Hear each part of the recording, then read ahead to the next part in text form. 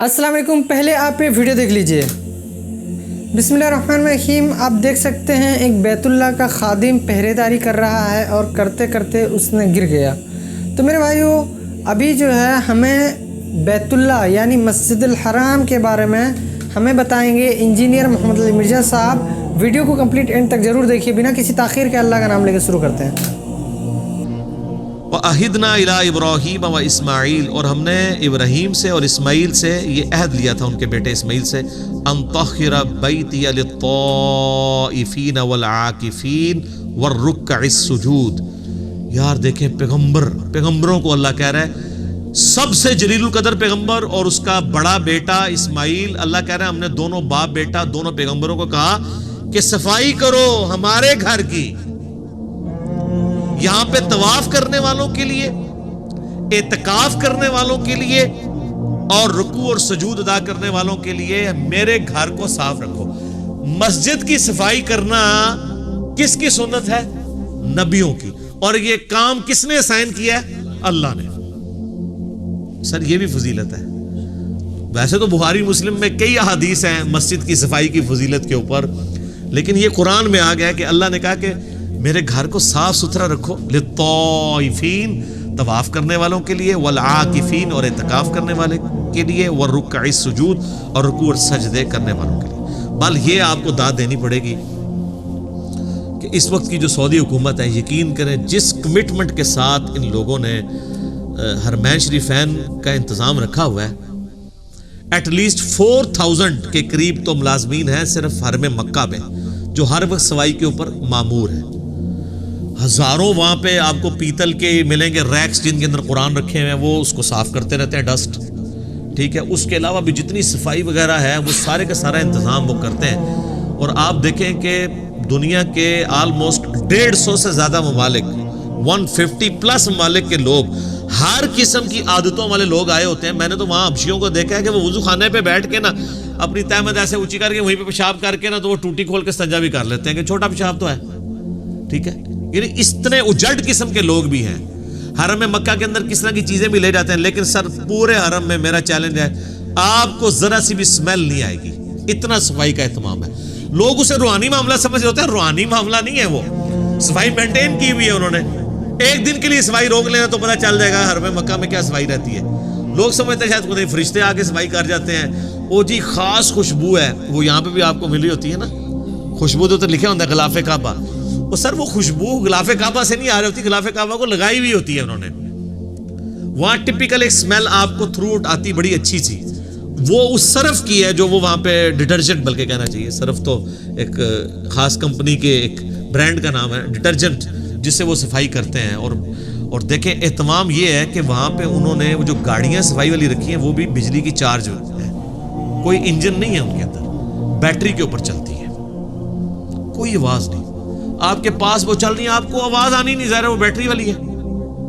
और वो तवाफ़े काबा रोके बगैर इस तरीके से बीच में एंटर होके साथ साथ सफाई करते जाते हैं, तवाफ भी जारी रहता है। इतना बेहतरीन इंतजाम किया हुआ है। तो वो आज तक वो मामला अल्हम्दुलिल्लाह उस तरीके से जारी है। वइज़ क़ाल इब्राहीम रब्बि जअल हाज़ा बलदन आमिना, और याद करो जब इब्राहीम अलैहिस्सलाम ने अपने रब के हुजूर ये दुआ की थी, ऐ अल्लाह इस शहर मक्का को अमन वाला बना दे, वर्ज़ुक़ अहलहू मिनस्समरात, और इसके रहने वाले बाशिंदों को मुख्तलिफ किस्म के फलों से नवाज। और देखें इब्राहीम अलैहिस्सलाम की दुआ कैसी कबूल हुई है कि बिल्कुल बंजर जमीन है मक्के की, कोई चीज नहीं वहां पे उगती। मदीना शरीफ तो फिर भी ज़रख़ेज़ जमीन है, खजूरें उगती हैं, चटियल पहाड़ हैं और पहाड़ों में भी वादी है, इसके चारों तरफ पहाड़ है और ये आपको बिल्डिंग्स की वजह से वो नजर नहीं आते हैं, अभी भी पहाड़ है। ये सेंटर में एक छोटी सी वादी है, इसीलिए जब ये बारिशें होती थी ना तो ये तो पानी भर जाता था। ये तो अब मोटरें लगी हुई है ना, अदरवाइज जो बाहर की जमीन है एटलीस्ट उससे ये 50-60 फीट नीचे है खाना काबा जो बाहर की सड़कें हैं। तो अगर मोटरें ना लगी हो ना, तो जब नहीं होती थी पहले, आप जरा देखें आज से 100 साल पहले की तस्वीरें भी हैं, लोग तैर के तवाफ़े काबा कर रहे हैं, पानी निकाल नहीं सकते थे उस वक्त, इतनी मोटरें नहीं होती थी। सारे पहाड़ों का पानी जमा होके ना, जिस तरह आपकी यहाँ पे कहते हैं कहाड़ आ गई है, तो अब सबसे गहरी जगह ही हरम मक्का होती थी, وہیں پہ آ کے مطاف میں سارا پانی جمع ہو جاتا تھا، پھر لوگ بالٹیوں سے نکالتے تھے یا دھوپ سے خشک ہوتا تھا جب خشک ہوتا تھا. اب تو جناب پانی گھس ہی نہیں سکتا، وہ باہر سے سک کر لیتے ہیں. ٹھیک ہے، ایسا زبردست. اور کوئی چیز نہیں اگتی، لیکن دنیا کا کوئی آپ فروٹ، کوئی برانڈ، کھانے والا، پہننے والا، اوڑھنے والا وہاں پہ ملے گا. اور آج سے نہیں سر، صدیوں سے، کیونکہ وہاں کی اکانومی اس اعتبار سے تو چل رہی ہے نا کہ پوری دنیا سے لوگ وہاں آتے ہیں. تو یہ اب تھوڑا ایڈوانس دور ہے، ورنہ پہلے کیا ہوتا تھا، آپ ذرا اپنے بڑے بوڑھوں سے پوچھیں نا، تو لوگ اپنے گھروں سے بیچنے والا سامان لے کے جاتے تھے. مثلا پوری دنیا میں جو مسالہ جاتا ہے نا، وہ انڈیا، پاکستان، بنگلہ دیش، ان علاقوں کے ہیں. چاول، گندم، یہ چیزیں تو وہاں ہوتی نہیں ہیں، وہ تو بیچارے کھجور کھانے والے لوگ ہیں. ٹھیک ہے، تو یہاں سے لوگ حج پہ جب جاتے تھے نا، تو اپنے قافلوں پہ سامان لاد کے لے جاتے تھے، وہاں جا کے وہاں حاجیوں کو بیچتے تھے. ظاہر ہے اب جن علاقوں میں وہ چیزیں نہیں ہیں وہ خرید لیتے تھے، جو ان کی چیزیں ہیں وہ ان کو بیچتے تھے. بارٹر سسٹم چل رہا تھا، ان کی چیزیں ان کو، وہاں پہ کاروبار بھی کرتے تھے. ابھی بھی جو سمجھدار لوگ ہیں وہ کر رہے ہوتے ہیں کاروبار، لیکن اس بڑے پیمانے پہ نہیں. تو اس کی برکت سے صدیوں سے یہ صورتحال ہے کہ پوری دنیا کے فروٹ آپ کو وہاں پہ ملتے ہیں. اب تو سر ویسے ہی آپ چلے جائیں تو پاکستان کا جو آپ فروٹ کہیں، پاکستان کا کیلا، سیب، آم، انگور، کوئی چیز کہیں، اس جگہ پہ مل رہا ہے جہاں کوئی چیز نہیں. تو یہ اللہ تعالیٰ نے، یہ کوئی شخص یہ کہہ سکتا ہے کہ یہ برکات تو آج کئی یورپین اور امریکن سٹیز کو بھی حاصل ہیں جہاں پہ چیزیں نہیں ہیں. آج تو ہم مان سکتے ہیں کہ یہ برکت ہے انٹرنیشنل فلائٹس کی، کارگو کی اور تجارت کی. یہ اس زمانے کی بات ہو رہی، جب یہ چیزیں نہیں بھی تھی، تب بھی مکہ اس طریقے سے تھا. اور آج بھی دنیا کی سب سے بڑی ایک ٹورزم کے اعتبار سے اگر کوئی پلیس ہے کہ جہاں پہ لوگ جاتے ہیں تو وہ حرم مکہ ہی ہے اور حرم مدینہ.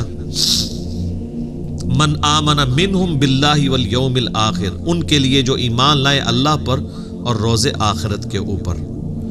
اچھا یہاں پہ میں عرض کر دوں، بخاری مسلم میں حدیث ہے، نبی علیہ السلام نے دعا کیا، اللہ نے مکے کو حرم بنایا تھا، میں مدینے کو، حضرت ابراہیم نے مکے کو حرم بنانے کی ریکویسٹ کی تھی اور تو نے اے اللہ بنا دیا، میں مدینے کو حرم ڈکلیئر کرتا ہوں. اے اللہ مدینے کی محبت ہمارے دلوں میں مکے کی طرح کر، بلکہ اس سے بھی بڑھ کے کر دے. اے اللہ مدینے کے مد میں برکت عطا فرما، مدینے کے سا میں برکت عطا فرما. یہ میئرمنٹ کے انسٹرومنٹ سے، جس طرح آج کل میٹرز ہیں کے جی سے. اور نبی علیہ السلام نے کتنی دعائیں کی مدینے کے لیے. پھر مسلم شریف کے الفاظ ہیں، جو مدینے کے مصائب پہ صبر کرے گا میں اس کا شفیع بنوں گا. صحیح مسلم کے الفاظ ہیں، ایک زمانہ آئے گا لوگ مدینہ چھوڑ کے چلے جائیں گے، کاش ان کو پتا ہوتا مدینہ ہی ان کے لیے سب سے بہتر جگہ ہے. جامعہ ترمذی میں حدیث ہے، ہو سکے تو مدینے میں مرو، یعنی اپنی سکونت وہاں اختیار کرو. جو مدینے میں مرے گا قیامت والے دن میں اس کی شفاعت کروں گا. اسی لیے بخاری میں آتا ہے نا، حضرت عمر دعا کیا کرتے تھے، اے اللہ مجھے مدینے میں موت اور شہادت کی موت عطا فرمانا. اور بخاری میں آتا ہے اللہ تعالیٰ نے دونوں دعائیں ان کی قبول بھی کی ہیں، شہادت کی موت بھی ملی اور مدینہ شریف میں بھی. اور میں سمجھتا ہوں اس سے بڑی فضیلت روضہ شریف میں ساتھ دفن ہوا ہے، جنت کے ٹکڑے میں. بخاری مسلم میں حدیث ہے، میرے گھر سے میرا ممبر جنت کا ٹکڑا ہے. اور امام بخاری نے اس پہ باب باندھا ہے، قبر رسول سے ممبر رسول جنت ہے. کیونکہ آج نبی الاسلام کے اسی گھر میں سیدہ عائشہ کے حجرے میں سلام اللہ علیہا نبی الاسلام کی قبر مبارک ہے. اور حضرت عمر نے، بخاری میں بڑی دردناک حدیث ہے، اپنے بیٹے کو بھیجا جب آپ کو زخم لگا اور معدہ کٹ گیا، کھانا بھی نہیں رکتا تھا، جو کھاتے تھے نکل جاتا تھا، اور ان کو اب لگا کہ میں نہیں بچ پاؤں گا. تو انہوں نے اپنے بیٹے کو کہا کہ جا کے سیدہ عائشہ کے پاس جا کے کہو کہ عمر ابن خطاب سلام عرض کرتا ہے اور چاہتا ہے اپنے دو ساتھیوں رسول اللہ اور ابو بکر کے ساتھ دفن ہو. اور تم نے یہ نہیں کہنا کہ امیر المومنین، بلکہ کہنا عمر ابن خطاب، کیونکہ مجھے، یعنی ان کو ایک خدشہ تھا کہ وہ امیر المومنین کا حکم ماننا تو ضروری ہے نا، وَأُولِي الْأَمْرِ مِنْكُمْ. ٹھیک ہے، جس کے تحت ہم نے بھی یہاں پہ اب اسٹوڈیو ریکارڈنگ شروع کر دی ہے اپنے امیر المومنین کے حکم کی وجہ سے، کرونا وائرس کے تحت.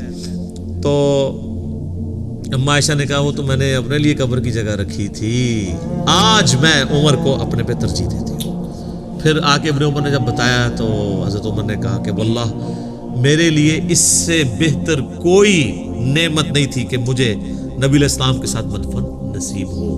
الحمدللہ. آپ دیکھیں قیامت والے دن لوگ قبرستان سے جب نکلیں گے تو اپنے اپنے پڑوسی اس کے، جس طرح یہاں بیچارے اب بریلوی دیوبندی ایک دوسرے کو سلام نہیں کرتے اہل حدیث، مسجدیں لاد ہیں، تو جب قبروں میں تو قبرستان تو ویسے سانجھے ہیں، ابھی تک شکر ہے یہ بدعت نہیں آئی ہے کہ بریلویاں دا قبرستان ہے، دیوبندیاں دا ہے، اہل حدیثاں دا ہے، شیعہ دا ہے، سنیاں دا۔ خاندانی بنیادوں پہ ضرور قبرستان ہے کہ یہ مغلوں کا ہے، یہ جاٹوں کا ہے، یہ رائیوں کا ہے، لیکن اس اعتبار سے نہیں ہے۔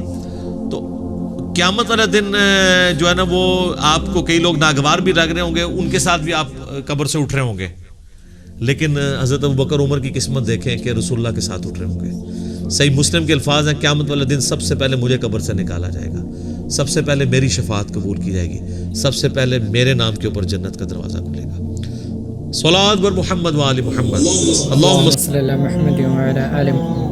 تو میرے بھائیو امید ہے کہ آپ کو یہ ویڈیو پسند آئی ہوگی اور بات سمجھ میں آئی ہوگی۔ اگر ویڈیو پسند آئی ہے تو صدقہ جاریہ کے لیے ویڈیو کو شیئر ضرور کیجیے اور ہمیں سپورٹ کرنے کے لیے سبسکرائب ضرور کیجیے۔ ہمارا نیا چینل ہے ہدایت کا راستہ، اسے بھی سبسکرائب کر لیں۔ ملتے ہیں نیکسٹ ویڈیو میں انشاءاللہ۔ السلام علیکم ورحمۃ اللہ وبرکاتہ۔